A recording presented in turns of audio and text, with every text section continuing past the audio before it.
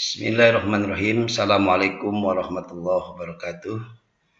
Teman-teman yang saya hormati, alhamdulillah kita bertemu kembali pada perkuliahan online metodologi penelitian dan statistika pendidikan di pertemuan yang ke-6. Pada pertemuan yang ke-6 ini kita akan membahas analisis butir instrumen data hasil penelitian. Ada dua jenis alternatif jawaban dalam instrumen berbentuk angket, yaitu A. Bila angket bertanya tentang responden dan diisi oleh responden, contohnya bertanya tentang kepuasan kerja guru, angketnya diisi oleh guru, maka alternatif jawaban menggunakan sangat setuju atau SS, setuju atau S, kurang setuju atau KS, tidak setuju atau TS, dan sangat tidak setuju atau STS. B. Bila angket bertanya tentang orang lain dan diisi oleh responden, contohnya bertanya tentang kepemimpinan kepala sekolah, angketnya diisi oleh guru, maka alternatif jawaban menggunakan selalu atau SL, sering atau SR, jarang atau JR, pernah atau PR, dan tidak pernah atau TP. Untuk melakukan analisis butir instrumen data hasil penelitian, kita menggunakan rumus-rumus dalam Excel untuk menganalisis butir data hasil penelitian ini, yaitu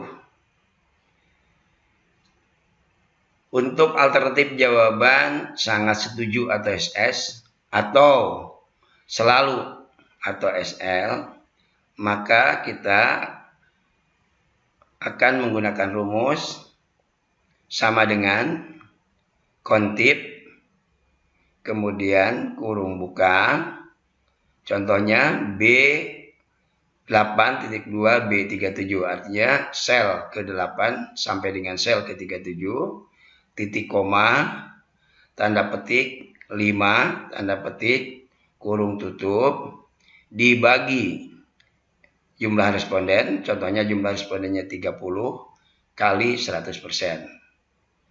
Nah, kemudian untuk yang alternatif jawaban sering atau SR atau setuju atau S, kita menggunakan sama dengan kontip B8.2 B37, sel ke-8 sampai sel ke-37, titik koma, tanda petik 4, tanda petik kurung tutup, dibagi jumlah responden 30 kali 100%. Untuk jawaban kurang setuju atau KS atau jarang atau JR, kita menggunakan sama dengan kontip B8.2 B37, sel ke-8 sampai sel ke-37, titik koma, tanda kutip, tanda petik 3, tanda petik kurung tutup, dibagi jumlah responden 30 kali 100%. Dan untuk jawaban tidak setuju atau TS atau pernah atau PR, sama dengan kontip B8.2 B37, sel ke-8 sampai sel ke-37, titik koma, tanda petik 2, tanda petik kurung tutup, dibagi jumlah responden 30 kali 100%. Dan yang terakhir, untuk alternatif jawaban sangat tidak setuju atau STS atau tidak pernah atau TP, sama dengan kontip kurung buka B8.2 B37, sel ke-8 sampai sel ke-37, titik koma, tanda petik 1, tanda petik kurung tutup, dibagi jumlah responden 30 kali 100%. Nah, rumus-rumus ini nanti dimasukkan ke dalam kolom-kolom yang ada di dalam Excel, sehingga nanti akan menghasilkan angka-angka persentase tiap-tiap butir instrumen pada setiap kolomnya. Setelah dihitung persentase tiap-tiap alternatif jawaban, selanjutnya dijumlahkan persentase tersebut dari kelima alternatif jawaban. Dan jumlahnya harus 100%. Bila tidak 100%, pasti ada yang salah. Nah, mari kita sama-sama masukkan ke dalam kotak Excel ini. Ini data yang minggu lalu atau data yang pertemuan kelima, yaitu tentang variabel kinerja guru atau Y. Kita akan analisis tiap-tiap butir yang jumlahnya 40 ini, bagaimana komposisi jawaban responden, persentase jawaban responden pada masing-masing alternatif jawaban. Ini adalah respondennya 30 orang kepala sekolah yang menilai kinerja guru. Jadi alternatif jawaban yang dipergunakan adalah SL selalu, sering, jarang, pernah, tidak pernah. Kemudian baru dijumlahkan persentasenya, ini jumlahnya harus 100%. Mari kita mulai untuk SL atau selalu. Nah, taruh kursornya di sini. Kemudian masukkan atau ketik rumusnya, yaitu sama dengan kontip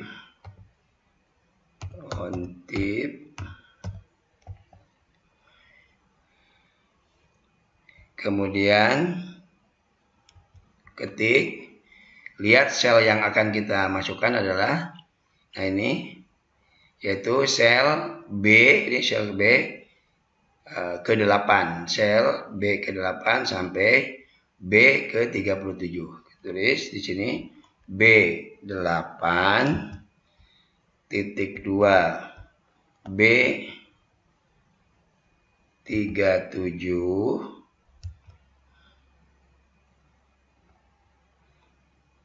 titik koma, kemudian tanda petik 5, karena ini jawaban yang selalu, berarti 5, tanda petik lagi, kurung tutup, dibagi jumlah respondennya 30, dikalikan itu dengan bintang 100. Kita enter. Maka dari item angket nomor 1, dari ke-30 orang responden itu ada 23% yang menjawab selalu. Nah, sekarang baru yang sering. Sama seperti tadi, yaitu sama dengan contip B8 titik 2 B37 titik koma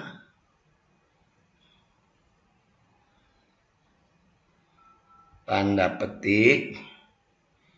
Sekarang karena ini yang kedua sering, berarti 4 tanda petik kurung tutup dibagi jumlah responden 30 kali 100. Enter. Jumlahnya ada 50% yang menjawab sering. Sekarang yang ketiga, yaitu jawaban jarang. Rumusnya sama dengan kontip B8 titik 2 B37 titik koma tanda petik, kemudian karena ini yang ketiga berarti di sini 3, kemudian kurung tutup dibagi jumlah responden 30 kali 100%. Enter. Ada 20% yang menjawab jarang. Sekarang yang menjawab pernah, alternatif jawaban yang keempat, sama dengan kontip sama tadi B8 titik 2 B37 titik koma tanda petik 2 tanda petik kurung tutup dibagi jumlah responden 30 kali 100%. Enter. Ternyata hanya ada 3% yang menjawab pernah. Kemudian alternatif jawaban yang terakhir yaitu tidak pernah. Masukkan rumusnya sama dengan contip B8 B37 titik koma tanda petik 1 tanda petik kurung tutup dibagi jumlah responden 30 kali 100. Enter. Dan 3% yang menjawab tidak pernah. Nah, kalau kolom pertama ini atau instrumen nomor 1 sudah terisi semua, maka untuk yang selanjutnya seperti yang kemarin tidak perlu menulis lagi rumusnya, tapi cukup dengan cara menarik. Contohnya seperti ini.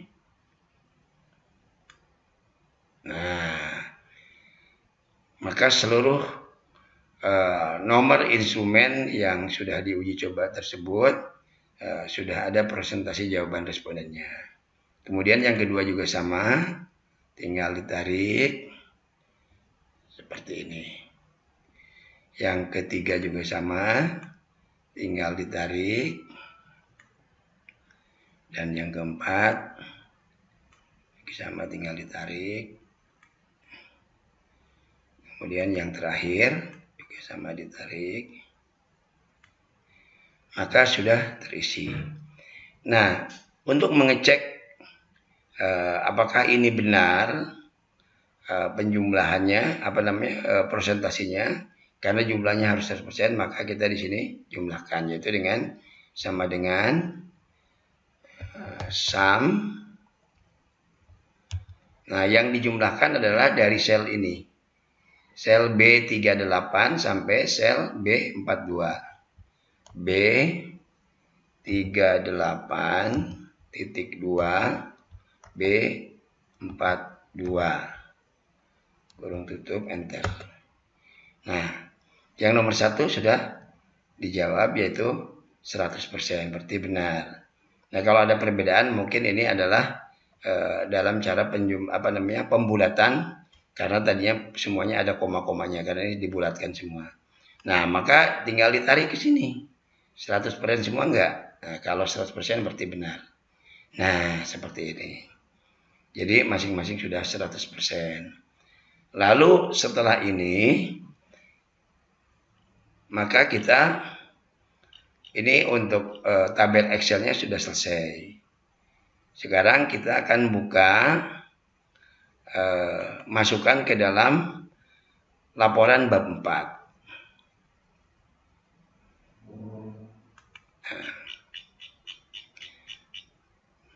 Nanti bab 4-nya saya kirimkan kepada Anda semuanya. Pada bab 4 itu judulnya adalah hasil penelitian dan pembahasan.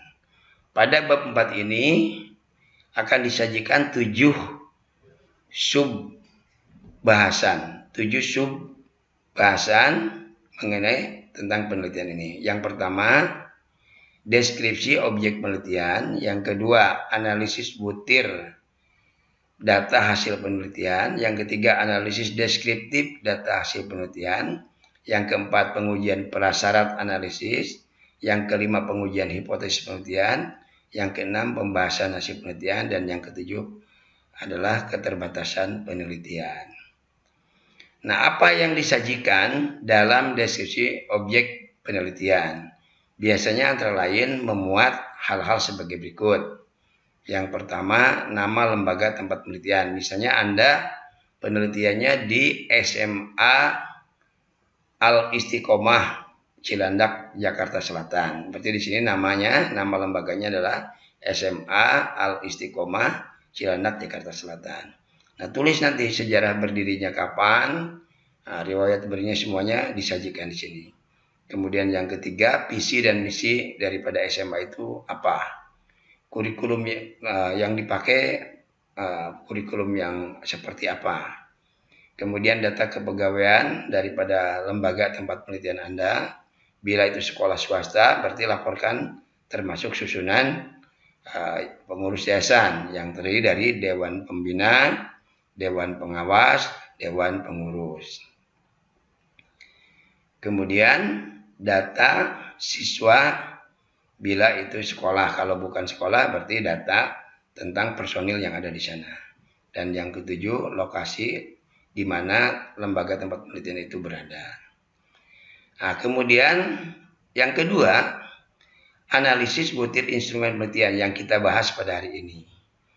Nah, analisis butir instrumen penelitian yang tadi sudah direkap dalam Excel ini, nah yang ini, nah, hasilnya ini kita pindahkan ke dalam laporan bab 4.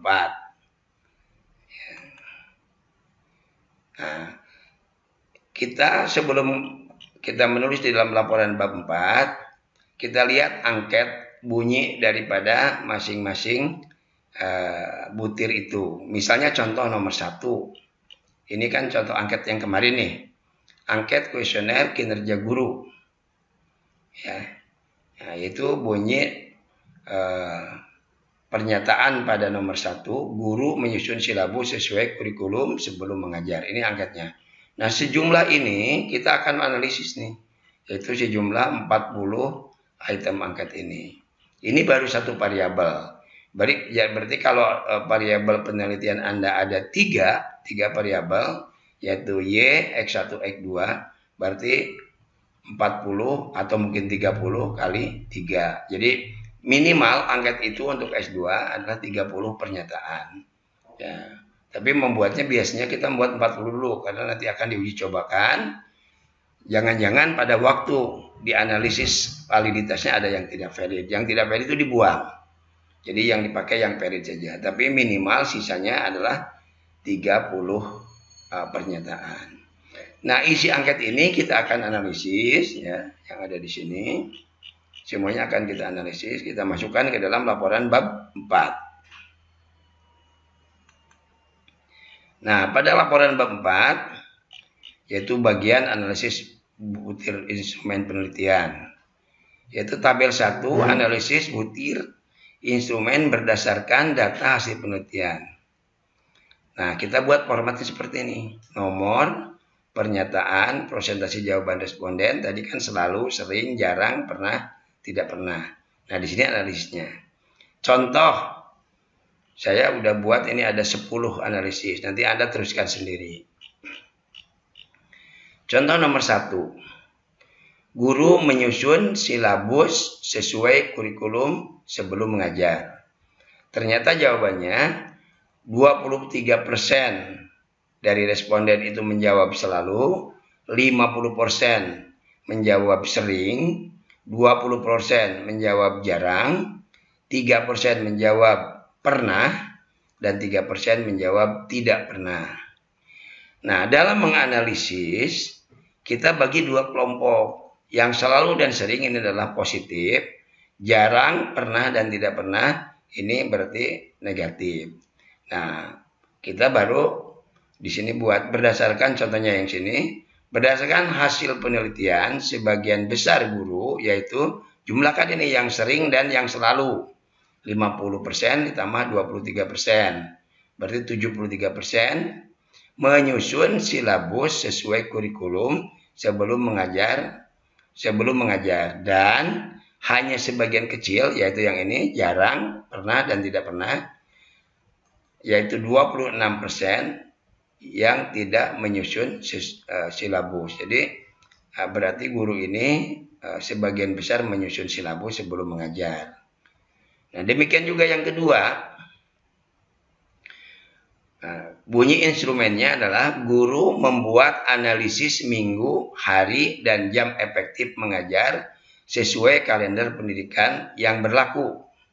Ternyata jawaban responden, 27% menjawab selalu, 50% menjawab sering, 20% menjawab jarang, 0% menjawab pernah, dan 3% menjawab tidak pernah.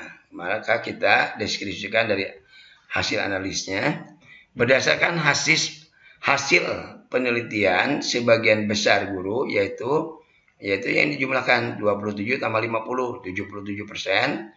Guru membuat analisis minggu, hari, dan jam efektif mengajar sesuai kalender pendidikan. Dan hanya sebagian kecil, yaitu yang ini, yang jarang, pernah, tidak pernah, 20 tambah 0 tambah 3, maka 23% yang tidak melakukan, tidak membuat analisis minggu, hari, dan jam efektif. Kemudian nomor 3. Guru membuat pemetaan SK, KD. SK ini adalah standar kompetensi. Kemudian KD ini adalah kompetensi dasar pada setiap semester. Ternyata jawaban responden 33% menjawab selalu. 47% menjawab sering.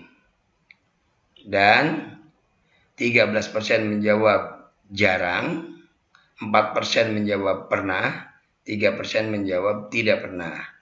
Maka kita rumuskan dalam analisnya, berdasarkan hasil penelitian, sebagian besar guru, yaitu 80% itu merupakan penjumlahan dari 33 tambah 47. Guru membuat pemetaan SKKD pada setiap semester, dan hanya sebagian kecil, yaitu jumlah 13 tambah 4 tambah 3, yaitu 20% yang tidak melakukan. Nah, terus dibuat seperti itu sampai dengan jumlah item angket ini selesai, yaitu 40 item untuk satu variabel. Ini baru dicontohkan 10.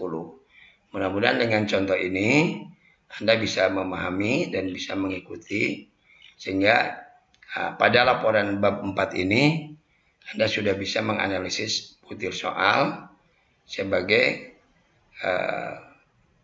bentuk daripada jawaban instrumen daripada responden yang sudah kita lakukan penelitian.